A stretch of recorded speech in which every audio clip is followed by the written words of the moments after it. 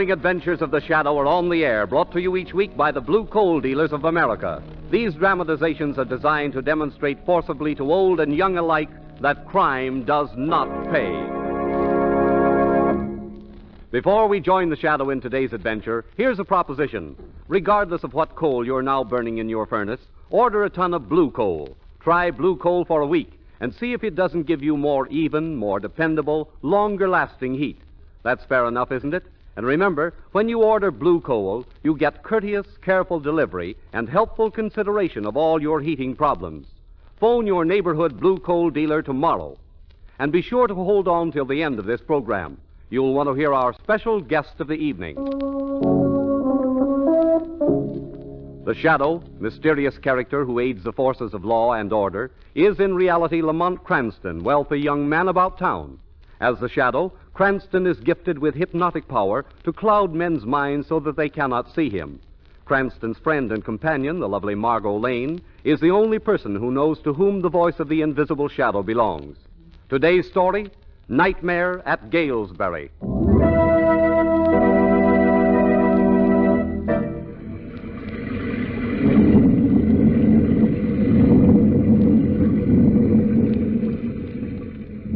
Close the window, nurse. It's beginning to pour again. Yes, Dr. Blair. Now, sir, why do you wish my death? Can't you understand that we here at the sanatorium are doing everything in our power to restore your health of mind again? I don't wish your death, not at all. That's not the case at all, you know. What is, then? It's difficult to explain. That is, I don't quite... Ah, there.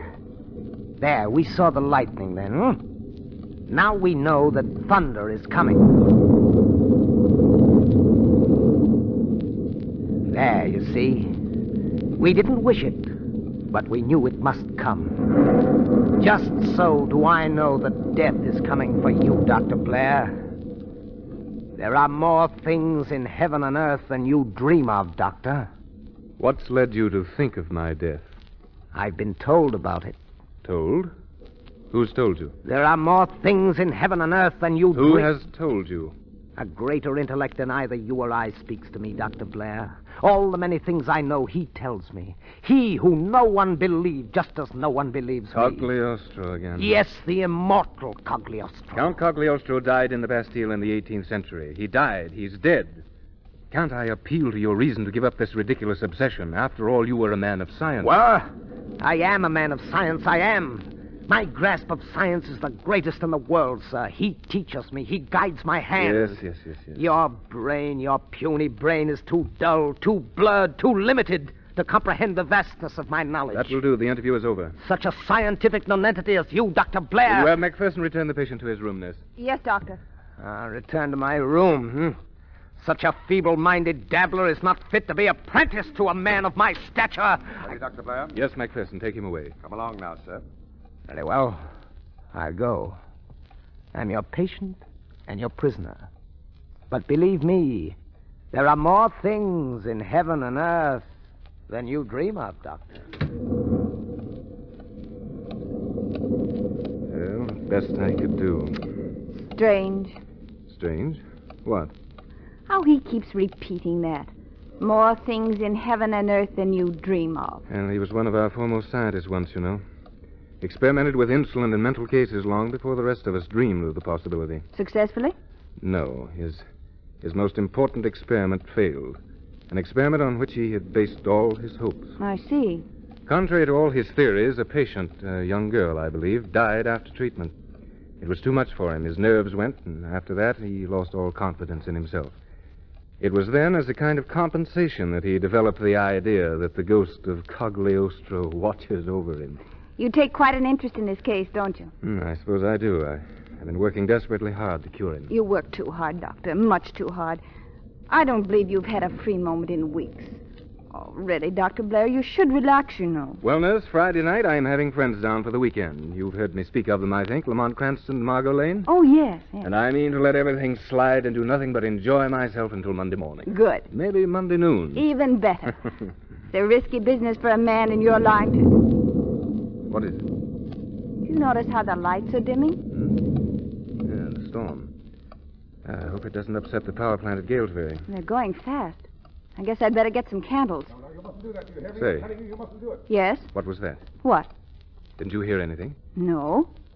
Well, maybe you're right about my nerves, Perhaps I heard that. It was a shot. Listen, there's some kind of disturbance in the hall. Call Macpherson. The lights are gone. I can't find the door. Hurt yourself? No, just stumbled. Find it? Yes, but it won't open. What do you mean? It's locked. Locked? From the outside. Impossible. Let me try it. Here, I don't see how... Why, it is. Macpherson! Macpherson! Where are you, Macpherson? Macpherson! Macpherson, can you hear me? Open the door!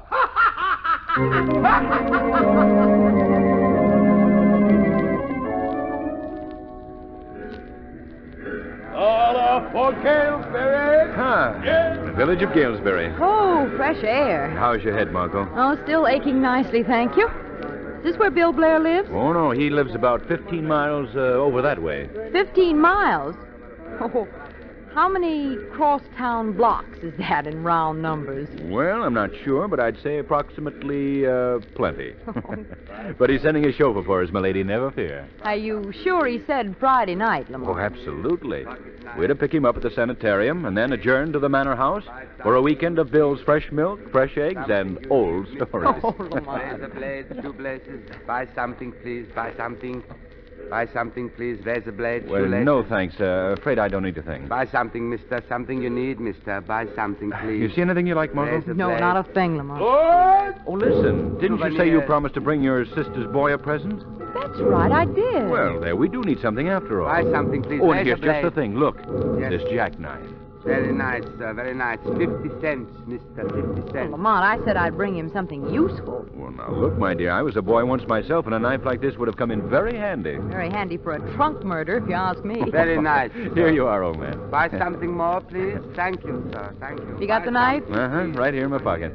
Oh, I say, remind me to call Weston around 10, will you, Margot? He may want to drive up and join us. Oh, all right, I'll remember. How's your head? Still aches. Bill will know exactly what to do for it when we get there. That is, if we ever do get there. Oh, we will. You go sanitarium? Dr. Blair's, yes? Why, yes. Are you Bill's chauffeur? Dr. Blair's chauffeur. Named Torfu. Car waiting. You come. Oh. Quite a chauffeur Bill's got. What do you suppose he is, West Indian? I'd say so. He must be all of 7 feet tall. A man that size could crack a skull with 2 fingers. I hope he likes us. So do I. Come now. Car waiting. But I don't particularly think he does. Coming.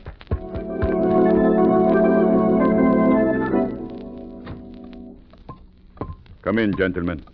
Come in, lady. If you'll just tell the doctor that Mr. Cranston and Miss Lane are here, Torfu, tell. Please, you wait here. Thank you. Well, handsome little place Bill has here, isn't it? Yes, it's handsome, but I could easily develop an attack of the creeps just the same. I'll be glad when Bill Blair... What's that? Knocking. Oh, the door over there. Somebody in the other room wants to get in. I'll see. Yes? What is it? Will you open the door, please? I'm locked in by mistake. Oh, just a second. Good evening. Do you know me? Know you? No, I don't think I do. Well, that is unfortunate. I must then introduce myself. I am Sigmund Arnold, the world-famous organist of whom you must have heard. Zygmunt Arnold? Yes. Why, yes, we've heard of Zygmunt Arnold, but you... Careful, dear. It's a patient. Just agree with him. Oh. Why, of course we've heard of you, Mr. Arnold. We're delighted. Dear child, thank you. I came here to be treated for my nerves. They were never too good, you know. And now they won't seem to let me out. I haven't minded so much until tonight. But I have a concert at Angelus Hall, and I really must be there. Will you be good enough to help me escape? Good evening, Miss Lane. Mr. Cranston, I am Dr. Griswold. I do hope I've not... Oh, see who's here. Number 8, you know you're not allowed in the reception room. Torfu! Torfu! Yes, master. Yes, doctor. You'd better take number 8 to his room, Torfu. Oh, no. And I think it might be wise to lock the door. Yes, doctor. I will not be locked in. I won't be locked in. Strange case, number 8. Most unusual. Oh, I beg your pardon. Won't you sit down? What can I do for you? And we have come to see Dr. Blair. Oh, yes. Dr. Blair was called away on an emergency case. I think he'll be back shortly. Can I offer you something? A drink, perhaps? Well, thanks. The only thing that could possibly tempt me would be an aspirin. Headache? It's a beast of a one, Doctor. Since early this afternoon. Oh, too bad. Nothing quite so distressing as a headache. But we'll have that fixed up in a very little while. Just come along with me, Miss Lane. Come along? Yes, into my office. Oh, yes, of course. Mr. Cranston will excuse us. Do help yourself to that drink if you change your mind. There in the cupboard. Cigarettes in the box, and the radio's in the cabinet behind you. Come, Miss Lane. Oh, I say, Doctor, won't an aspirin do the trick? I have something far, far better than aspirin. But I never dreamed there was anything better for headache. There are more things in heaven and earth than you dream of, Mr. Cranston.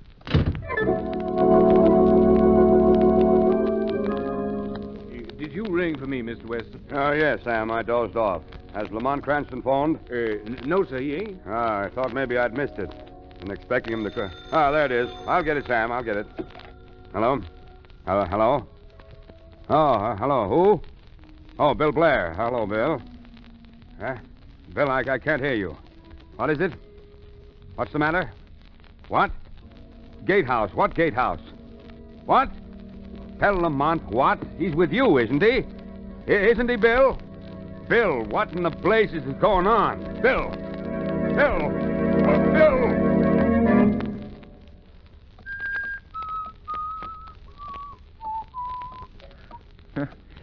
Taking a long time with her headache. Maybe I will have that drink. The cupboard, he said, didn't he? All right. What in the name of... There's no liquor here. This thing is jammed full of books. Wonder if there are any cigarettes. Well, no cigarettes either. Well, maybe the radio works. Ah, success. You are hearing a series of compositions played by our studio organist. We are sorry to announce that the organ recital originally scheduled from Angelus Hall has been canceled due to the mysterious disappearance of Mr. Sigmund Arnold, the noted organist. Mr. Arnold, whose famous technique has thrilled many... Sigmund Arnold? Mysterious disappearance of What? Griswold! Dr. Griswold! Dr. Griswold! Gentlemen. Oh, it's you, Tofu. Look, there's something very strange going on. Gentlemen. Doctor sent me to tell you young lady's headache very bad. Very bad kind of headache. Must make treatment at once. Most important.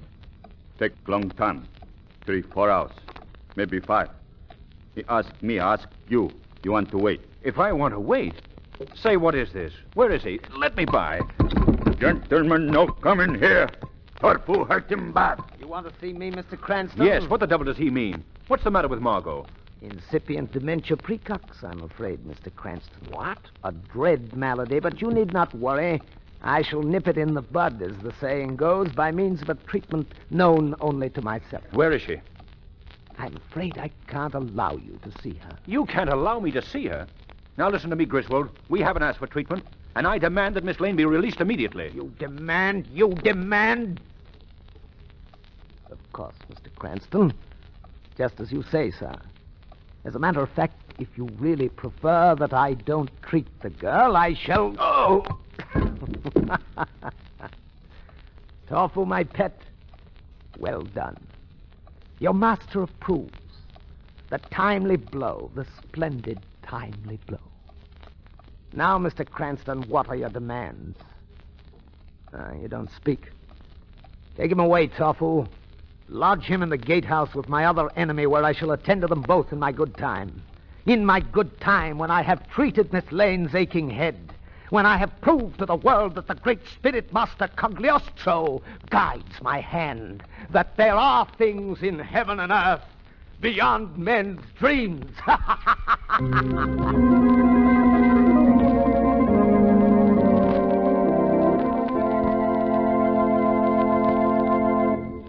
Will Lamont be able to save Margot? We'll find out in just a moment. But right now, I want to say a few words about the product that makes this program possible. All I'm going to say to you is this. Heat your home with blue coal, for action speaks louder than words. And blue coal certainly gives you action. Fast action in the morning when you want a quick flow of ready heat to the upstairs rooms, and steady action all day long. Yes, for comfortable, even, dependable heat, morning, noon, and night, you can't beat blue coal. For blue coal is America's finest hard coal, mined thousands of feet below the ground in the region where only the very best hard coal is found. So insist upon blue coal. You'll find your blue coal dealer friendly and eager to help you with free information on low-cost home heating. Ask him about the blue coal heat regulator, the economical modern thermostat that opens and shuts furnace dampers automatically.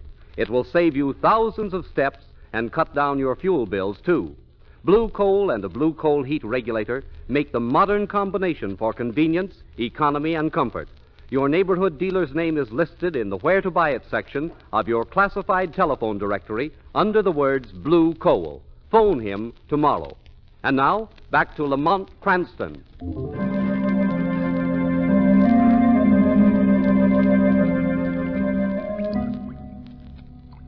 No, not touch her. Release her immediately. Where in the... Oh, yes, I remember.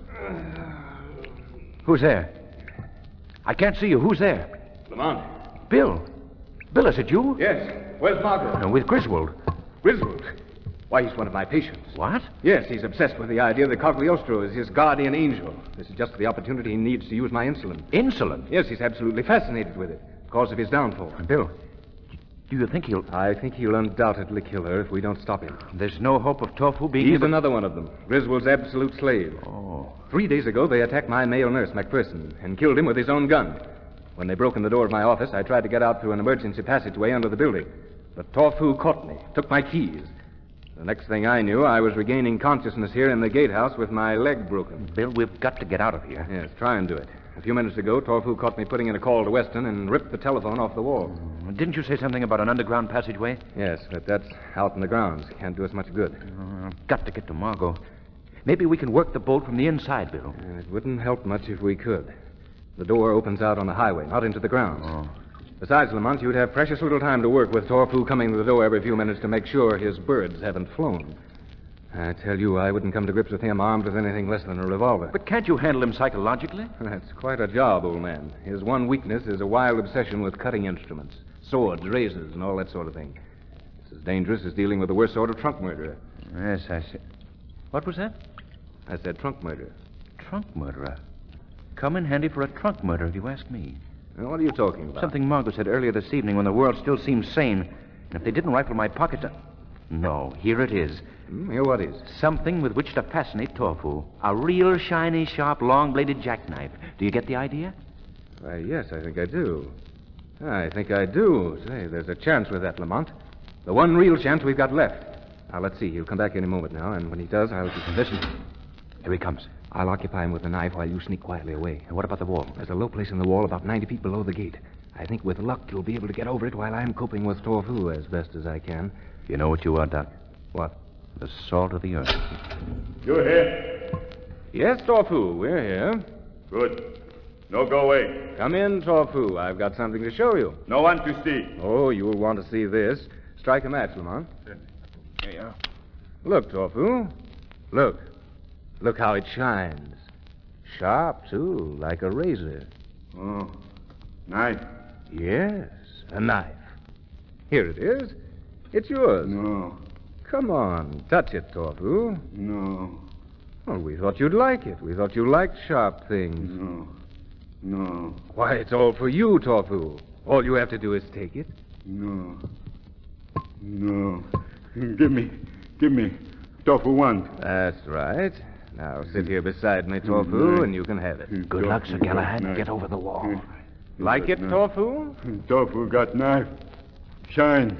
Sharp. He got knife.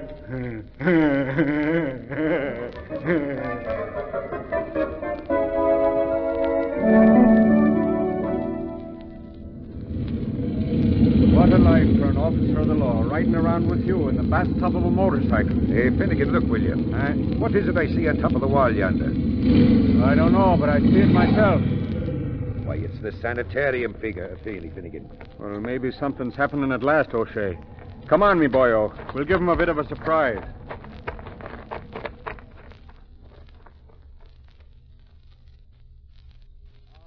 What's going on here? Housebreaking? No, listen to me. No time to waste. I'm not a thief. I'm from inside. Oh, then you're not breaking in, you're breaking out. Yes. No. Now, look. The man inside who is presumably the doctor is, as a matter of fact, a madman. Oh, and I see. The doctor is a madman. Well, now, isn't that just the way they always talk, O'Shea? Now, please, don't make any mistake. My name is Lamont Cranston, and I'm Sure, trying to... you're a fine gentleman, and we're just going to take you back to the good doctor, where you'll be safe and comfy. Oh, no, you don't. Grab his ankle, O'Shea. No, Come listen on, to me. I tell you, I'm Lamont Cranston.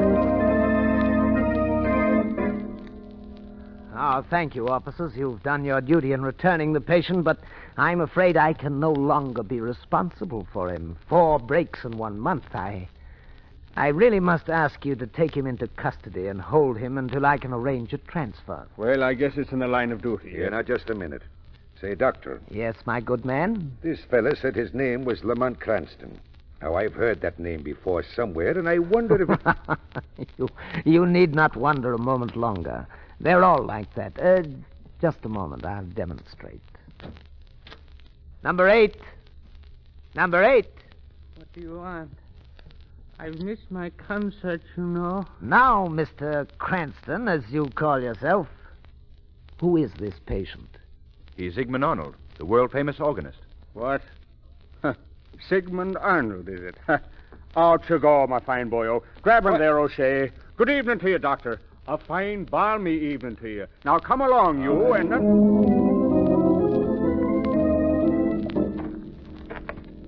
Now, take it easy, and nothing's going to happen to you. I only want to point out to you for the records, gentlemen, that Dr. Blair, the real owner of this establishment, is in that gatehouse over there at the mercy of a black monster 7 feet tall. Sure, I know. With green eyes, and snakes are coming out from the top of his head, eh? No, Now, come along now, and enough of your talk.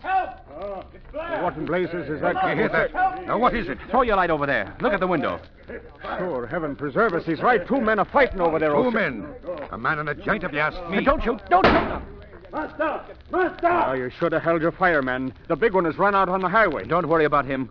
The slave won't deserve the master. Well, one of us is lonely, Mr. Cranston, and I'm afraid it ain't you. I want to say right now... No time to talk now. You attend to Dr. Blair. I have an appointment, an urgent appointment, to keep with Griswold.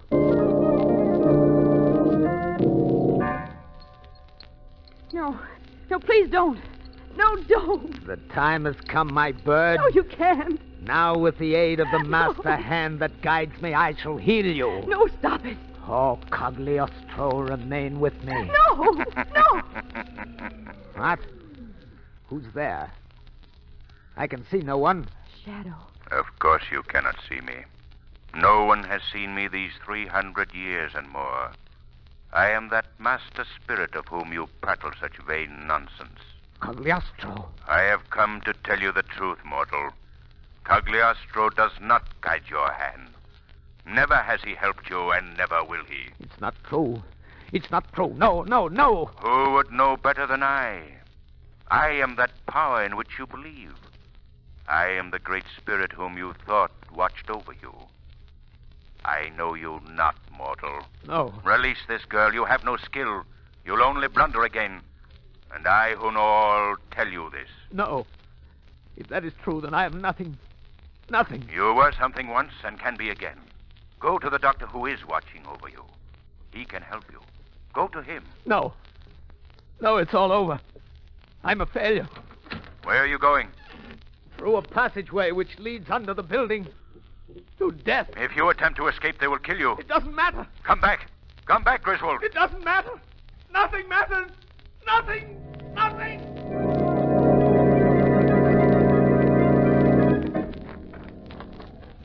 Lamont, where's Margot? Is she all right? Here I am, Bill. Safe and sound, thanks. Oh, good, Margot. Where's Griswold? Look, isn't that someone moving along the wall? Throw your flashlight over there. There's something there, all right. Why, it's Griswold. Griswold, what are you doing? Don't come any closer, Dr. Blair. This last trick is mine. He's got a gun. MacPherson's revolver. Yes, gentlemen, MacPherson's revolver. He mustn't get away. He's completely out of control. What can we do? What's that? Look, the gate's opening. It's Torpu. Master, you not leave Torpu. Not leave me, master. Stand back. I'm going over the wall alone. No, leave me. No, no. Back! Back, I say! You know, leave me. Stand back, Tofu. I'm armed. You're not. Tofu, armed. I got knife. Put down the knife. Knife. Tofu. Put down. Back. Ah! Now, you go. And Tofu go with you. He's dying. Is there nothing we can do for him? Nothing but pray for both their souls. Pray for both their souls.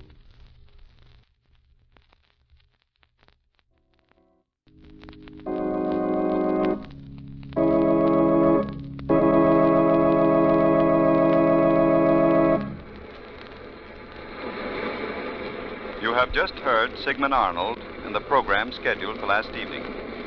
Mr. Arnold is now bowing and... Well, God's in his heaven again. Lovely weekend. Well, I'm afraid it wasn't very restful. My dear friend, I shall weekend hereafter in the pastoral calm of Broadway and 52nd Street. But I did get something out of it, you know. What was that? My headache. It's completely gone.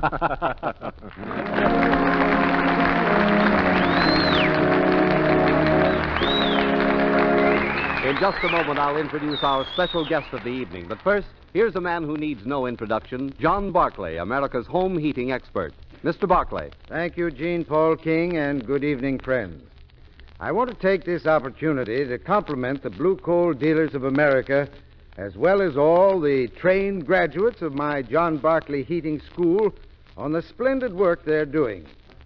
Thousands of letters from grateful householders all over the country have convinced me that more people this year than ever before are taking advantage of their neighborhood Blue Coal Dealers' free John Barclay heating service. So if you have any heating problem, follow their wise example. Just phone your neighborhood Blue Coal Dealer and tell him you want the free advice of a John Barclay trained serviceman. Give him a call tomorrow and start to enjoy better home heating at less cost. Thank you. And now we present our special guest of the evening, Mr. Albert B. Hines, director of the Madison Square Boys Club of New York City. Mr. Hines. Thank you, Mr. Hughes. It's indeed a privilege to be a guest of the good guy, as our East Side boys admiringly call the Shadow. Each week, he's convincing more and more boys that crime does not pay. Like our own boys, most boys are fundamentally honest, yet many adult criminals have started their careers with a boyhood first offense. As time went on, they came to believe that the only thing wrong with crime was getting caught. Crime, however, is wrong in itself and should not be taken lightly. So parents, treat the first offense seriously. Treated lightly or neglected, crime becomes attractive. Therefore, everyone should learn, as our boys learn from the Shadow, that crime does not pay. Thank you, Mr. Hines. We hope you'll be with us again. Today's story is based on a story copyrighted by the Shadow magazine. The characters, names, places, and plot are fictitious. Any similarity to persons living or dead is purely coincidental. The weed of crime bears bitter fruit. Crime does not pay. The Shadow knows. Next week, same time, same station, the Blue Coal Dealers of America bring you an adventure of the Shadow that will thrill you as you've never been thrilled before. So be sure to listen, and be sure to phone your friendly Blue Coal Dealer for greater heating comfort at less cost. This is Jean Paul King saying, keep the home fires burning with Blue Coal.